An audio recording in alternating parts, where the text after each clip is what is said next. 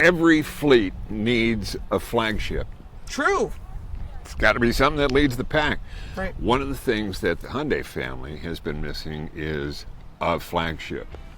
They got one, and we're going to show it to you. Stay right with us. Hi, I'm Lauren Fix, and welcome to Car Coach Reports, another episode of His Turn, Her Turn. I am the Her Turn, Lauren Fix. And I would be the His Turn, Paul Bryan. Hey, how are you? Well, we were talking about flagships and how important they are, and different brands have certain vehicles that mean something to the brand. And flagships are a very important part to many brands. They're a very important part to any family. Yes. Whether it's a family of cars, of sport utilities, or as entire brands. Right. So now comes Hyundai, and they've been building an incredibly good and competent very line successful too. Of small, mid-size sport utility vehicles, which are, now face it, it's 2/3 of the market. Yeah. You've got to be able to compete in this segment.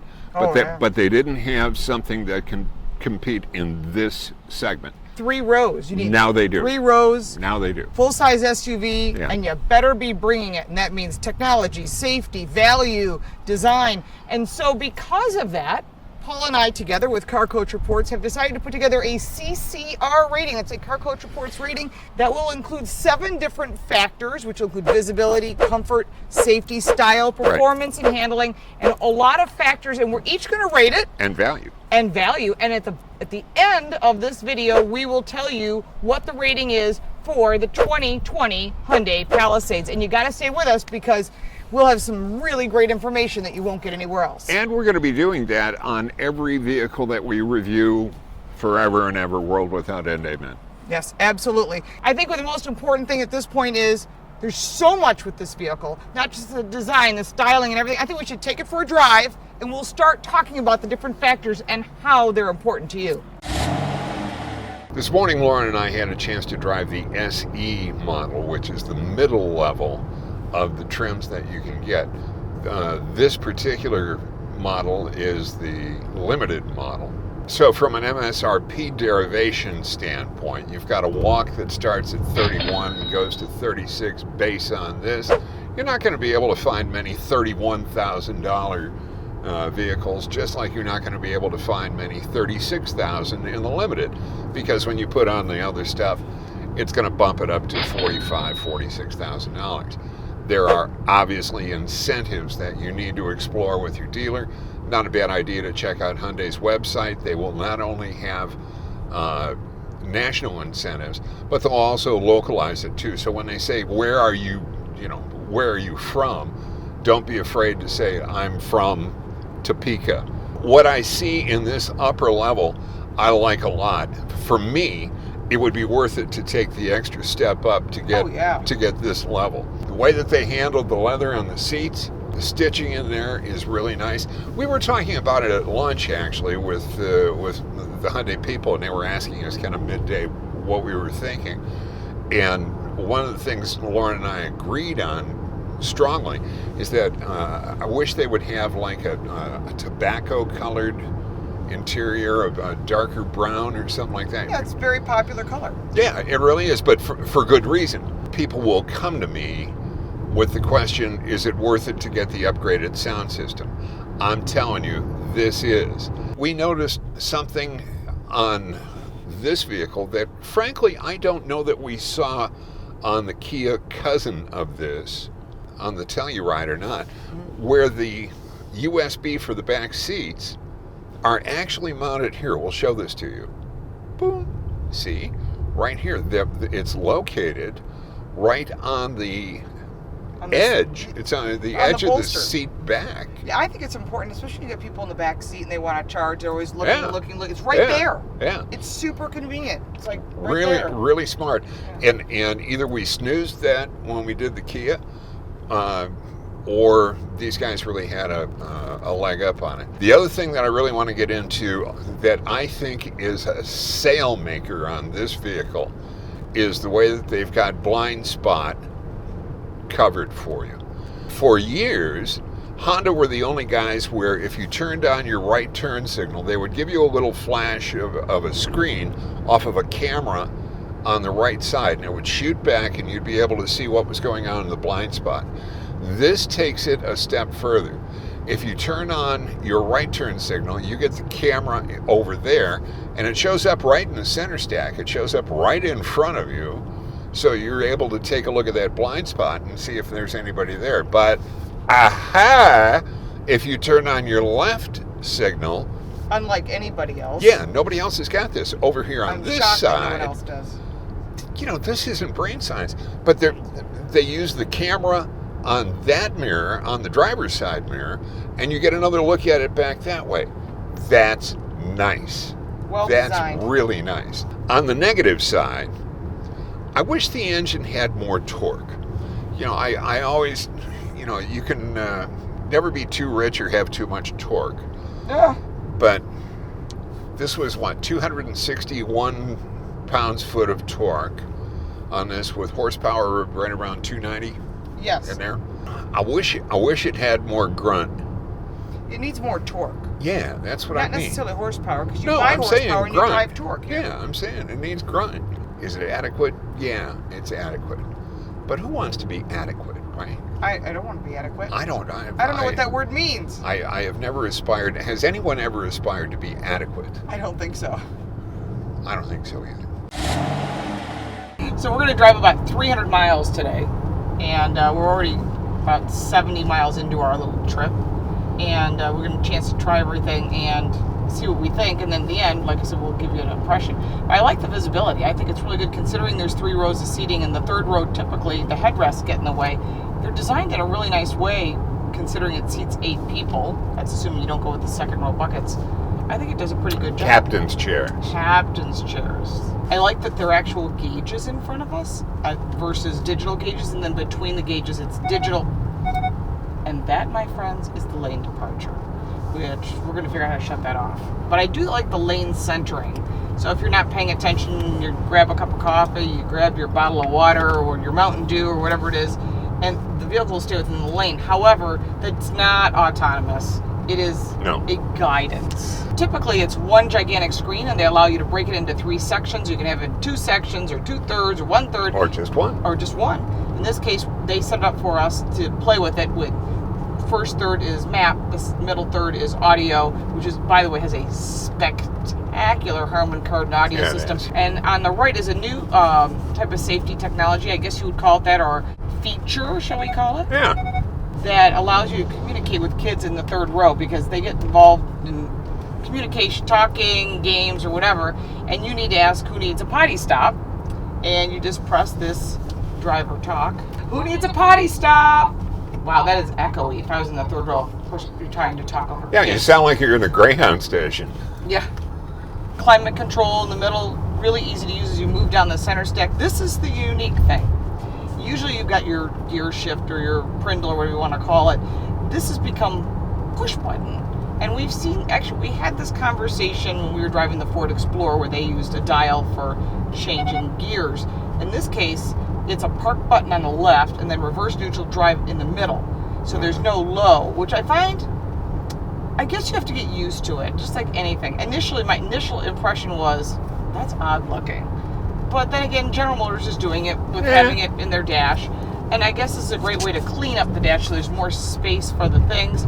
Further back, you've got wireless charging in the center console, 2 cup holders, which you have the ability to pull that cup holder back for more room if you want to put something in there, maybe lunch, I don't know. Apparently. And then an actual glove box beyond that. So there's plenty of storage. There's storage in the doors. And of course, on your doors, you've got your usual windows and locks. So interesting, if you got kids, and we've all seen this, I wish I had this when my kids were little, as you go to the center console just above the rearview mirror, there's a drop down up here, and it's a curved mirror just to keep it a convex, I believe it'd be, right? It convex is. mirror. Convex. So you can keep a glance on what your children are doing. Stop touching each other. Yeah. Gotta come back there. I'm not touching you. I'm not touching you. Yeah, right. I'm not touching you. There are 2 sunroofs. The one in front has got a manual roof cover. The one in back has an automatic roof cover. The one in back is fixed. This one has the ability to tilt if you want air. As far as the vehicle seating in the second row, I think is really good. Third row is not bad at all, but very much the same as a Telluride. So if you're comparing them head to head, there are some options that are on this that are not on that, and vice versa. I think both vehicles are going to go head to head, and both are selling very well. And that's the key thing. I think the biggest selling point of Hyundai and Kia is the 10-year, 100,000-mile warranty. And it includes roadside service, and Hyundai includes the Blue Link for 3 years, which is their connectivity, and that's UVO for Kia. I mean, they're very similar, but then they're very different. We're going to be rating things on performance and safety and design. And style, right, and value. Right. Seating comfort, visibility. So there are 7 different categories. And then you'll have your ratings, I'll have mine, we'll give you a total at the end. And then you can let us know what your thoughts are, because I think that's really the big thing, is that everyone's going to have a different perspective, and having a female-male perspective is great. We're both car people.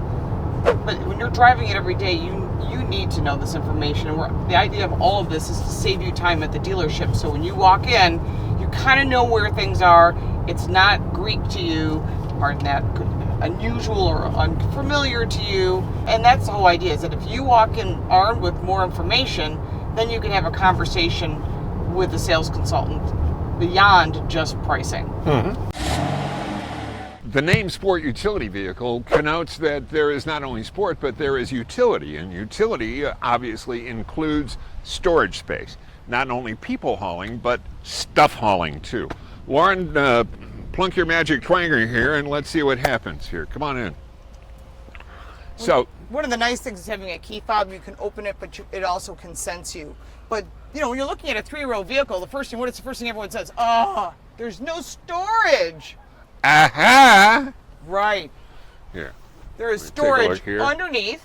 And it's pretty good size too. Yeah, you could almost put a set of clubs under there, or at well, least your purse not a tour bag. You wouldn't be able to put a tour bag in there, but you could put a carry bag in there, and you could probably put 2 carry bags in there. Right, and then you got the storage on top. But that's if you have all 3 rows up and you're carrying 8 people, potentially 8 people. But what if you want to put the seats down? And for golfers, the biggest thing that you've got to fit in this thing is your ego. So now you want to put all this down, right? Well, in here, this is what a lot of people want, especially if you've got kids or groceries, or you went to, Costco and you want to put the big thing of toilet paper in. Well, now you've got the directions here, but not just that, it's got your 2nd row and your 3rd row, which I think is fabulous. So here it goes. You press the button and there goes the left, the headrest goes down. Here goes the right, and the headrest goes down. Here, why don't you pull back on that? You can watch all of them going along. You want to see? There we go. Watch. So that goes all the way flat, as does this. And now your 3rd row seating is down, and you've got a ton of space. Yeah. Well, obviously it's got a lot of room to it, which brings the utility factor to it that everybody wants. So good for tailgating too. It carries 2 journalists. Very much so. We had a pretty impressive day today. The roads were great. The conditions of the roads are fabulous here in Idaho. Well, they don't get the traffic that you get in New York or I get in Chicago or whatever, But in a lot of states, the roads are much worse condition. And the scenery, spectacular, very picturesque. Didn't see one Sasquatch. Not even one. But we do have some pros and cons. Now, for me, let's talk about this. The pros, the technology, really impressive. I'm a huge fan. I think this is a deal stealer for someone looking at this car. When you put on the turn signals left and right on the premium levels, you're getting the little camera on the right side that converts right to the left or right side whether you turn on that turn signal. To me, that's top priority. Safety features are excellent, and the size of the screen is very impressive. So technology-wise and safety, pretty impressive. Yeah, I would agree with that. I also give them high marks for the lane stability or the lane keeping factor. Really? That was frustrating to me. I shut that sucker off in no time. Well, you see, now, when I said I was impressed by it, that doesn't mean that I am comfortable with it. There's a big difference between the two. The technology works, it but works. You have to trust it. Oh, my God. When you turn that on, you put on the cruise, and then you're coming up on a corner, and you say, okay, I want to trust it. And then you go ahead and go through a corner, and it starts going through. I can't move my hands you want away from the wheel. But this is the same type of technology you're seeing with Ford, Lincoln, Audi, BMW, Mercedes, and they're starting to put this in cars so that we start getting used to that potential autonomy. I'm never going to be ready for that. No, I think we've got a long way to go before that. And we have a full list of pros and cons down below. But what's your con on this vehicle? Well, I would have been happier if it had more torque. Right. The torque number was only 261 pounds-foot of torque. I've got like a bogey number in my head of around 300 for just about anything that I drive. That would give it the power it needs to get going, that little bit extra going up the hills. Next. Plastic in the interior, especially in the mid-grade. That didn't really bother me as much because I knew with the price point in that 30s, you can't expect to have leather covered. No, it's not, burled walnut. I understand. Right. It's not a Fuji Manuli. It got some forgiveness from me in the highest level. All right. The highest level was fabulous. Yeah. However, my negative, and whether you're talking to the premium level or the low level, no lumbar. And as far as I'm concerned, as your term is, the seats are kind of pewish. In other words, they weren't very comfortable on the passenger side. So that leads us... Do you understand pewish? That means like when you're sitting in church and you're sitting in a church pew. We've all sat on wood benches, I think, at some point. So the question is down to the Car Coach Reports or CCR rating. So the first category is performance and handling. I gave it a 7, and Paul gave it a 6. I did. Why did you do that? Because of the torque. I thought that the suspension was particularly good. I think that the load leveling with the tow package, I think that's a really smart design from the Sachs people when they came along there. There's a lot there. The transmission was great, but I had to knock it down just a little bit because of the grunt factor. Right. Next category is safety. We both gave it a 9. Yeah. It's really hard to be a 10, but I would say... I think 10s are mythical. Right, because this has got so much that you're getting standard in a Hyundai safety suite. I think you can't go wrong. I mean, it's right up there with the premium, German cars without question. I don't know if I'm ever going to run into a 10. You might yet. We're not there yet. Yeah. New technologies. Next is visibility. You gave it a 8. I gave it a 9. Well, I think, I gave it an 8. I like the turn signal thing that we talked about before. I gave it the 8, I think because of the headrests in the back, which if I knocked them down, maybe I would feel differently about it. Right. And I like the fact that the side view mirrors tip down. So to me, I gave you will it come to find out that Mr. Bryan is a tough grader. Ooh, next is seating comfort. And I gave it a 5, but you gave it a 6. I did. So tell me why you gave it a higher rating. I nailed it because of the lumbar. It's got to have lumbar. Because that's what you whine about. Well, let me tell you, it's a $30. $30 into a car at this price point. If that's enough to make me buy it or not, or make you buy it or not, because you may say it's not important, but a lot of our viewers and subscribers think it's important. If I've got a choice between that lumbar support on the right-hand side and the turn signal for the left-hand side and all that, I'm still buying the car based on the turn signal. All right, let's go to technology. I gave it a 9. You gave it an 8. Yeah, again, 10s are mythical, and I think that on the tech they did really well. The new transmission, I liked really nice. I liked a lot. I liked a lot of the stuff that they've got going in here. But don't think of it that I only gave it an 8 out of 10. Remember that 10s are mythical. They're the unicorns. They're Paul's unicorns. Next is design. We both gave it an 8. I think it's a beautiful design. I really love the LED headlights, the new design. And we saw the designer, and he explained to us how he designed it and how they developed it. I think they did a really impressive job. And you'd be really impressed if you see it in person. If you haven't seen it, if you're just watching the video, go to the dealership. You'll be very impressed. Value. Which we both gave an 8. Yes. That gives the totals of myself with a 55 and Paul with a 53 out of 70. So 55 out of 70, 53 out of 70 is the Car Coach Report rate. I think it's still a great car. And if you're thinking, I need 3 rows. It's not still a great car. It is a great car. You're looking at the Kia Telluride. We listed a whole bunch from down below. You have to test drive everything in the category and decide what not just meets your price point, but also insurance value.